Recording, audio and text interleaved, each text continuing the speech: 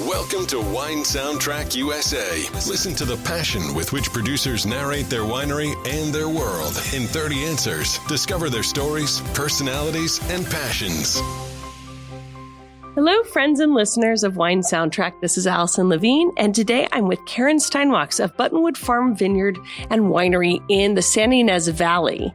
Welcome, Karin, and tell us a little bit about Buttonwood.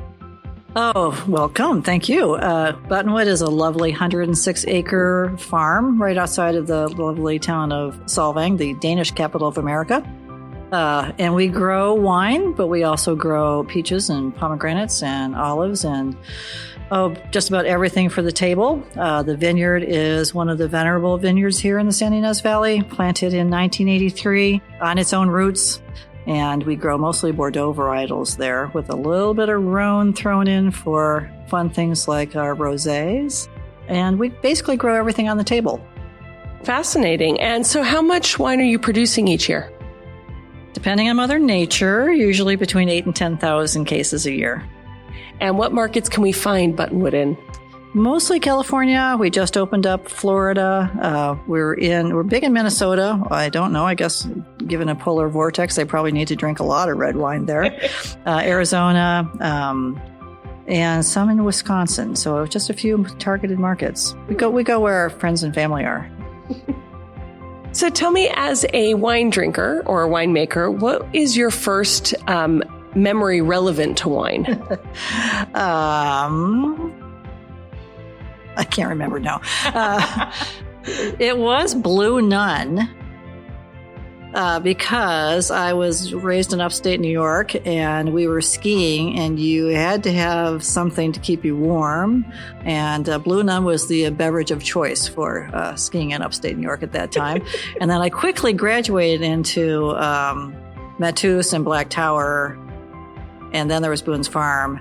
And eventually got myself to vinifera and good stuff. So as you moved into vinifera, what would you say is the first or most memorable wine you ever drank? And do you remember the occasion? My food and wine epiphany was before I was a winemaker and I was still in the tech industry. We were up in Healdsburg, I think, and it was a restaurant called Bricks. And my late husband and I were having dinner, and we had this lovely piece of beef with some caramelized onions and blue cheese on it, and we had a probably 81 Rubicon. And this was like this epiphany about this magic that happens between food and wine. And that was like, wow, now I finally get it. Now, Dave was always a wine connoisseur, and he was like the head of the wine society at Oxford, et cetera. So he was kind of my introduction into fine wine, about the second shelf in the grocery store. And his first American wine that he had ever had, coming from Britain, was from Firestone. So even we were living down in the Los Angeles area, or he was there and I was up in San Jose for a time going back and forth, we would kind of stop in this wonderful wine region of the world and kind of explore the whole what's going on around Santa Barbara County. And ultimately, what drew you up to this region to relocate your life? We came up here all the time and we got to know winemakers, and we had some really crazy adventures. I mean, we were here one day picking grapes for Bruce Van Dale, who has since passed, and Bruno Delfonso was the winemaker. And people we didn't even know just said, well, just stay overnight. And we're like, we have to be back in LA. We're doing the AIDS walk the next day. And they're like, just too far, just stay here. I'm like, this is we don't know these people. So we did. We just stayed with strangers for the night and just kind of realized what a wonderful place it was. So when I was working in Century City in tech and our second round of funding was coming through, it didn't. And we closed down the company. And I decided that I was just going to take a break from tech and 405 traffic and all that kind of stuff in Los Angeles and come up here to work harvest for a couple months. And I started calling all these friends of mine that were winemakers, and I thought they would jump at the chance to have me come help them with harvest. And then I, being in sales and marketing my whole life, I could hear that thing, when I said, hey, it's Karin. I'm like, how are you doing? I'm like, fine. Hey, can I work harvest? And I would hear that no, she buys a lot of wine, but she's old and she has no experience and she's a girl. And so it took me a long time to finally get this like little harvest position. And it was Norm Yost, who was at Foley at the time, who finally did hire me. He paid me, which I wasn't expecting. But because I have a college degree, he paid me more than everybody else. And he paid me $7.50 an hour in 2001. And he told me he had to lay me off in October. And I was like, fine, I'll go back and get a real job. And he asked me to stay then to help with bottling, which I thought that would be kind of fascinating to figure out how they do that. And then eventually he offered me the job as the enologist at Foley, and that was in the end of 2001. So it was still going to be just a little bit of time, and then I would go back to LA and get a real job. And then he offered me a real job at Foley, and I don't know how many years later it is. It's like 20 years. I'm still here. So I went from Foley, left as assistant winemaker, and went to work for Kathy Joseph in Fiddlehead. I always admired her, and I wanted to work out in the Lompoc Ghetto in its zenith, which was a fabulous time. I worked with her for 3 vintages, and then went to work for Buttonwood in 2007, which is also when I started my own label called Sea Grape. Wow, so you've been there over a decade now. I have never worked in one place that long in my life. So yes, I've been at Buttonwood for 11 or 12 years or 11 vintages or what. Yeah, that's how we do it. It's like kind of dog years. And other things is like we do things in vintages, not in years. So yes. Have you had the opportunity to travel around the world and taste wine? Not formally, and I'm very jealous of a lot of the young winemakers that have always kind of come into this and are able to go work, down under or in South, in the Southern Hemisphere. I haven't been able to do that. Whenever I do get to travel internationally, I'm jealous of you too, because I watch you on your trips. Of course, that's always part of it. So. And it's to the boring part of my colleagues who are traveling with me because, the question is do we always have to go wine tasting? And the answer is yes. Yes. I drag friends along with me too. Yes. So if we were to step into your home, what kind of wines would we be finding? Would they be in a cellar? Are they ready to drink? A combination? There is a, I don't even know how many bottles in there. It's kind of funny. I was listening to another podcast with Jancis the other day, and her big to do is just don't ask how many bottles are in your cellar. And I'm like, I don't even know. But there's a lot of libraried wine in there, international wine. So there's a lot of Burgundy. There's some really great Nebbiolos from Italy. And the unfortunate thing is I keep saving those for that special occasion. And I hope they're still fine. I don't have as many German wines as I would like. And there's an awful lot of Santa Barbara County wines. So I try not to have all my wines in there. And I'm actually running out of whites right now. So I need to go on a local wine buying trip.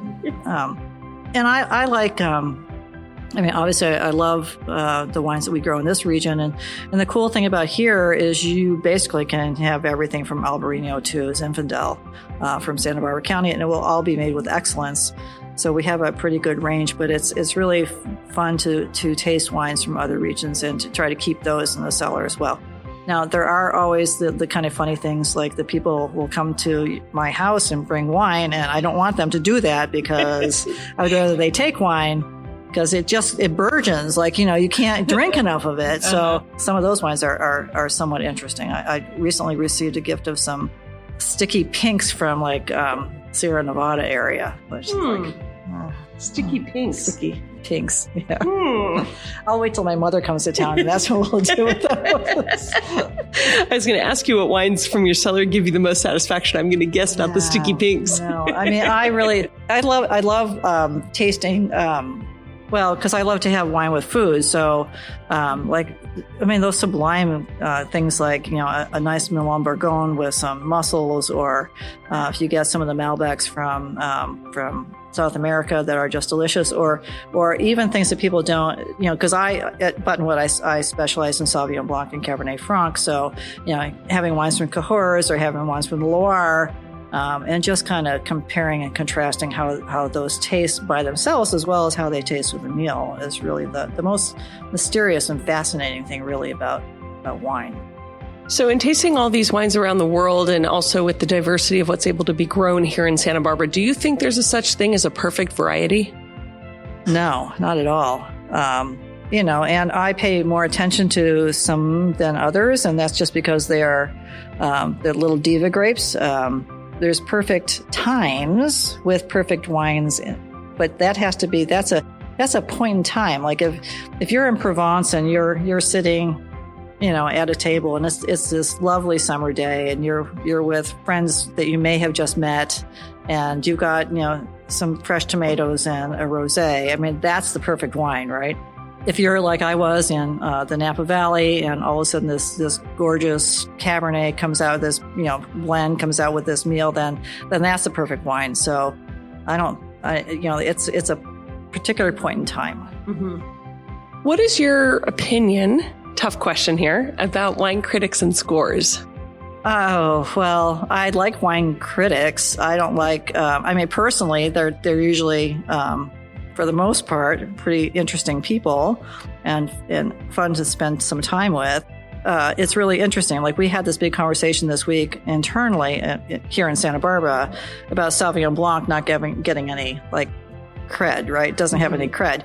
And it was something that a particular wine critic just happened to mention this week in a publication. And it's just, it will never have it. And I was talking to someone the other day that said, well, you really don't ever see a Sauvignon Blanc over 90 points because it just doesn't work on the scale. Well, that's really not fair to Sauvignon Blanc. So I don't know. I think that the numerical importance of wines might be lessening with younger generations coming into the wine market, where they tend to be a little bit more adventurous and they are not necessarily collectors, but they are drinkers. Mm-hmm. I don't know. I probably look at when I'm booking a trip, I probably look at Travelocity or something to see if how many stars it's got. But I would prefer to have a great consumer review of a wine. Mm-hmm. I'm not going to turn down a good review, though. I mean, it helps. It certainly does help. Yeah. So as a wine consumer, let's talk about what you drink. Red, white, or rosé? I drink a lot of beer. That saying, it takes a lot of beer to make good wine. I drink a lot of rosé. I really think it's back when I worked at Kathy at Fiddlehead, we made rosé, and it's just it goes so well with everything. It's usually a lower in alcohol wine, so you can enjoy it over a longer period of time with an awful lot of food. But if I'm having oysters, I'm gonna get myself some zingy Sauvignon Blanc, and if I'm having something like on a day like today when it's been rainy, then I'm gonna grab some Cab Franc or some Cab. But generally, I guess I tend to be more of a white and pink and then red. So all of the above. Yes. Yes. If you had to choose still or sparkling wine? Oh, I would choose still, only because I think I can enjoy it with more things. I'm not going to ever turn down a glass of bubbles, though. So talking about pairing with more things, how do you approach food and wine pairing? Do you think there are hard and fast rules like white wine and fish, red wine and meat, and don't mix, or how do you approach it?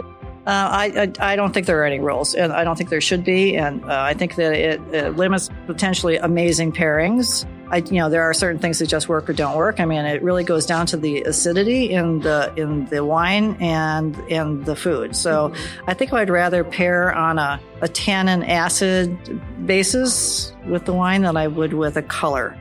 So what do you think that a non-drinker or someone who hasn't had your wine loses out by not tasting your wine?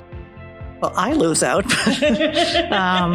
Well, I think that, you're never going to find my wines, either Buttonwood or Sea Grape, on a grocery shelf. And we all know that that's where people generally buy wine and then consume it after they go home that night. So like today here at this event, people are just really getting super cool about the Gewürztraminer, and people probably wouldn't ever even think of having a Gewürztraminer. First, you can't say it.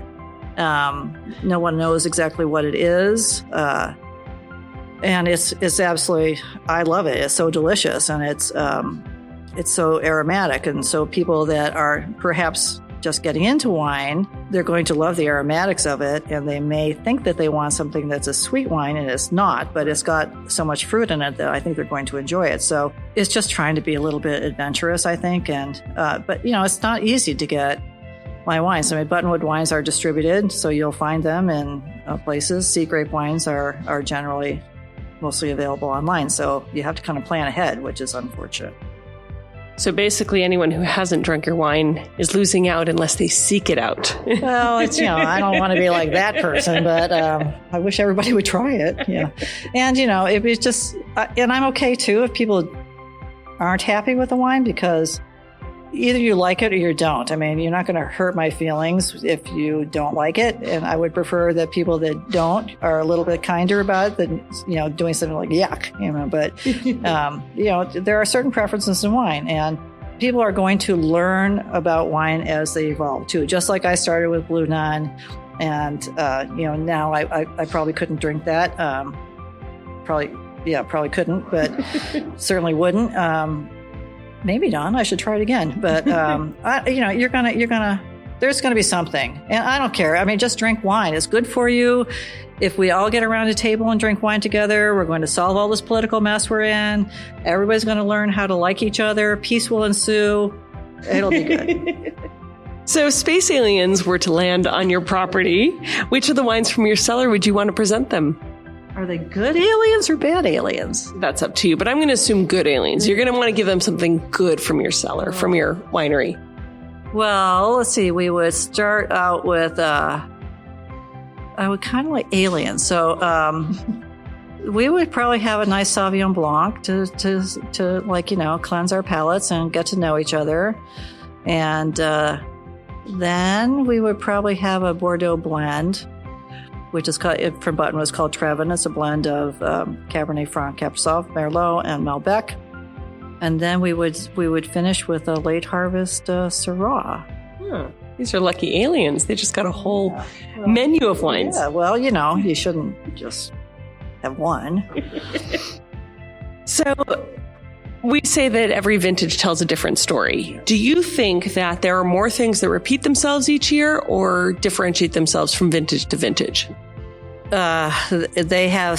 It is different. I give a lot of kudos to those winemakers who are in very large wineries that have to make something that is very similar each year. I think that takes an awful lot of talent, certainly more than I have, to make that so that people are going to have the same thing from year to year.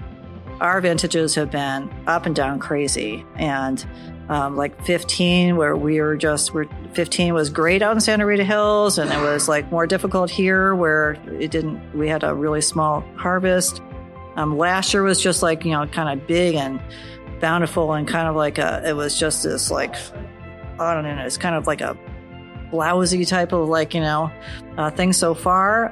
And I think that wine should tell a story of the vintage, and it's maybe not something that a lot of consumers here look for or understand. I mean, if you're somebody who's buying, Bordeaux futures or something like that, you're going to understand the difference in vintages. We don't tend to see that. There's not the vintage charts like you see in Europe, in Bordeaux and Burgundy particularly. And then the other problem with that in California is they tend to lump California into, one kind of big clump. Now, I can tell you that even here in the San Ynez Valley, the vintage in Santa Rita Hills is different than the vintage in the Los Olivos district, 20 miles apart. So, but I think they should tell the story of the year. We try to do as much as we possibly can to grow the best grapes we can, given what Mother Nature is doing at that particular time. But there will be nuances, and I think there should be. I mean, we're not going to let the wine be flawed. Right.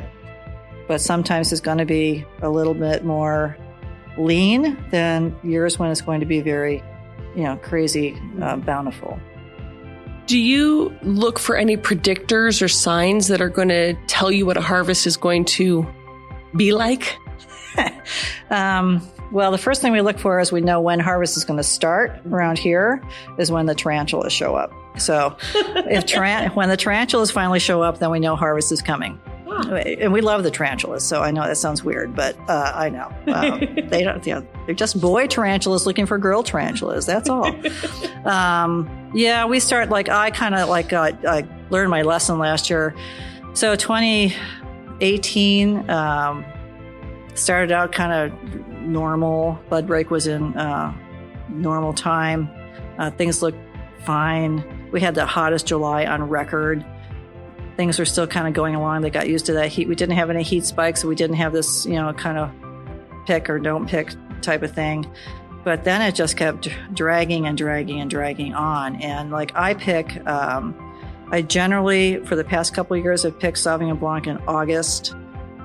We started picking Sauvignon Blanc in September 14th. And then I will usually immediately pick the Syrah that I grow for rosé immediately thereafter. And the Syrah for rosé, which is grown to be just rosé, didn't ripen until after the Merlot. Now, I bottled that the first week in December of the same year I pick it, and it wasn't ready, so I had to have the bottling truck come back, and I finally bottled it December 20th. So my lesson from last year is if I think that the harvest is going to be late and drag on as it did, then I need to adjust my bottling schedule. But we've had such crazy weather in California. I mean, ups and downs, and we know. I mean, we got really good weather forecasts, but we don't have long range weather forecasts to tell us that we're going to have a heat spike in August. Right. So you just have to roll with it. So you look for tarantulas, and then it's a guessing game of what'll happen next. That's right. Yeah, the tarantulas are the good thing, and then there's Mother Nature, and the other thing is there's really so many funny legends around here from the old farmers. Like if the tarantulas are walking uphill, right, then it means that either it's going to be a wet year or a dry year the next year. And the same thing with acorns. If there's a lot of acorns, some farmers say that means there's going to be a dry year coming because they're trying to put out little acorn trees, oak trees. And the other farmers say it's going to be a wet year. So, if the cows are lying down, it's supposed to rain. I don't know. It's it's farming. There's no science to it. I'm sure there is, but... Do you have any good luck rituals that you do when harvest is about to start? Any Yes. traditions? I get new socks. Socks. That's it. As soon as I know, just new socks. One pair? No, a lot of pairs. Yeah, a lot of pairs, but that's it. The old socks go out, the new socks come in. And do you talk to your wines? Do you talk to your grapes in the vineyard or in the cellar? And if so, what do you say to them? Sometimes I can't repeat what I say to them, but I mean, I don't know if I'm talking to them or myself, but we play the music. In the cellar, we play music, and during harvest, it's rock and roll and a lot of Rolling Stones, and some. I have a cool hipster assistant winemaker, so whatever it is he's playing, flogging Molly, I don't know. And then there's a time in the cellar when you need classical music and kind of calm.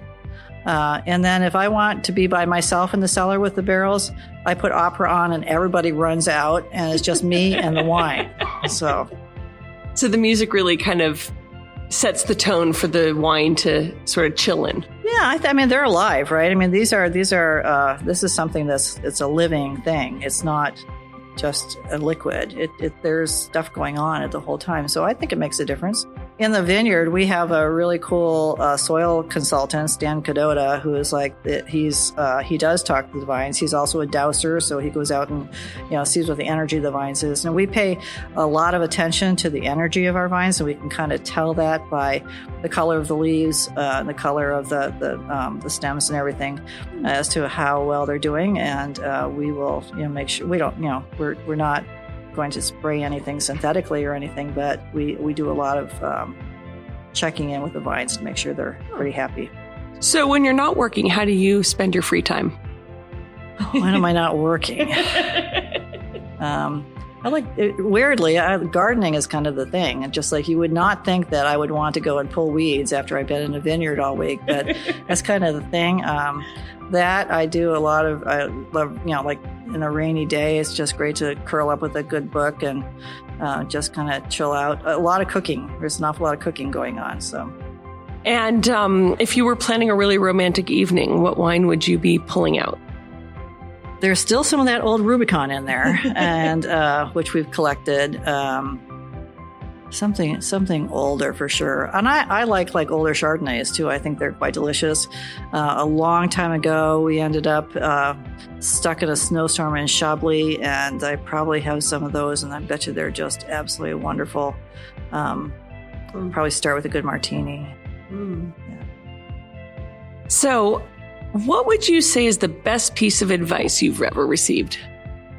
Well, I think it is just, to take a chance on something you want to try. And, I've had some advantages. I don't have children, so I could take this leap of faith into the wine business. But I would always say to people, and people ask me all the time because they think this is because I jumped out of tech and into wine, just you probably can do it. And, the best advice is always to do something that you love doing. And then, the cliche, right? That it won't be work. And if you could offer advice to our listeners today, what advice might you give them? You should drink wine with dinner every night, for sure. You should get together with people around a table more often. Put the phone down when you're eating and just enjoy each other's company. So when you look back at everything that you've done, what would you say your proudest achievement to date is in your work? Oh, I think that, especially at Buttonwood, we've created some new wines that were a little new for Buttonwood. I mean, Buttonwood's been around since the farm has been around since 1968, and the winery since the early 90s. I think because it's so established that people tend to think of it as not being very innovative. So just kind of always trying to think what else can we do? What might be fun? And not just to do it, but just to continually improve this kind of Japanese concept of kaizen, right? Just continually improve. And then to always look at well, what if? And try it. And sometimes they work serendipitously, and sometimes they're really awful. And we've had those too. But the fun thing that's getting us a lot of interest at Buttonwood is that, we decided to do this experiment with dry hopping a Sauvignon Blanc. And it's the first one commercially in the country. It's a little unusual, and people either really love it or really don't, which is fine. I'd rather have that than have yeah. So just kind of always, even being an old chick, trying to keep ahead of the curve and thinking of new things and improving things that are established and work well, but always kind of thinking of what we can always do to make things even better than they are, either from a wine or from an experience. So complete the sentence for me. A table without wine is like? A table. A table without wine is a workbench. I don't know. It's a flat surface with 4 legs, and it should have a meal and some wine on it. It's a weird one. So if the paparazzi were to capture a photograph of a person, any person from any walk of life, and in that photograph was a bottle of your wine sitting on the back of that table, who would you want that person to be? Barack Obama. Such a quick answer. I just I think I really admired what not only he did in the White House, but just the civility of that time. And I think that's something that I really wish we could get back to. There's a lot of people that I admire that would be great to have the wine with it. I mean, if Andrei Sheshelhoff was still around, that would be amazing too. I never met him. I wish I had. Even today, Kathy Joseph coming by and actually liking the Gewürztraminer. I mean, that's a compliment too, but that would be just a return to civility is just at the top of my mind right now. Do you think we'll be drinking wine in 2,000 years' time? Wow, I hope so. Maybe I should shorten that to 200 years' time. 100, so 2222. Yeah, Why not? I mean, sure. I mean, there's all these kind of things right now about like, whether we can synthetically make wine, and, wine is not only a beverage, but the vines themselves, they contribute to good earth health. They're beautiful. They're more than just, what the end result of it, right? They provide agricultural resources to continue, wide open spaces. They provide, they help with CO2 emissions, et cetera. So I can't imagine getting rid of vines. And if we don't get rid of vines, then we should have wine. So what is one winemaking area in the world that you would like to explore that's on the top of your list? Oh, I want to go to Loire. I haven't been there. I just want to go. I don't know. It used to be that we had a lot more kind of downtime in the wine business, and it seems like that's really getting compressed. And I don't want to go for like an American 3-day holiday, right? I want to go for a month. Yeah. And I'm not sure how I'm going to make that happen, but I will. And one more thing, if you were being sent off to a deserted island, what are 3 wines you would take with you? I would take a lovely Sauvignon Blanc. I'm not sure exactly which one, and it doesn't necessarily have to be mine. A desert island. Is that a tropical desert island? It's your island. Okay. It would be a tropical desert island then, because I'm not going to the Antarctic. It's way too cold. And I would take a really deliciously dry rosé. 3. Did I get 3? Mm-hmm. And I would probably take, thinking, what would I have to eat on a desert island? I would probably take a Pinot Noir. It would, shellfish, sea life. So just to finish up, one of the last things we do is we play a little game about food and wine pairing. Not food and wine and music pairing. Sorry, my mistake. Wine and music always have a really tight correlation to it. And I know you were talking about what you play in the vineyard. So just based on some of the wines you just spoke about, tell me what music it either makes you think of or you'd want to listen to. So let's start with your deserted island, the rosé. Rosé would be Diana Krall. Sauvignon Blanc, your Sauvignon Blanc. My Sauvignon Blanc. It might be Jimmy Buffett. Your Sauvignon Blanc that's hopped. That might be Jimmy Buffett. That probably is. That is, I don't even know what that goes with. That's just crazy. I don't know. So reggae, probably. Maybe some New Orleans kind of jazzy thing. Jack Johnson. Yeah. And Pinot Noir. Oh, Pinot Noir. It'd have to be something really like Sam Cooke or some kind of like lovely Thelonious Monk or something cool in that genre. Oh, yeah. Well, thank you for playing that little game with us. And Karin, thank you for joining us today at Wine Soundtrack. And before we go, if you can just tell people, can they visit you and how can they find you? Oh, so yes, Buttonwood is open every day from 11 to 5, except Thanksgiving and Christmas and sometimes New Year's Day. And Sea Grape does not have a tasting room, but it can be found on the World Wide Web. Fantastic. Well, we'll find you on the web and we'll come visit you up at Buttonwood. It's a beautiful property. As you said, it's a working farm, so there's a lot to see. It's quite beautiful. I said baby lambs, too. Ooh. Well, thank you for joining us and have a great day. Thank you. Thanks for listening to a new episode of Wine Soundtrack USA. For details and updates, visit our website, winesoundtrack.com.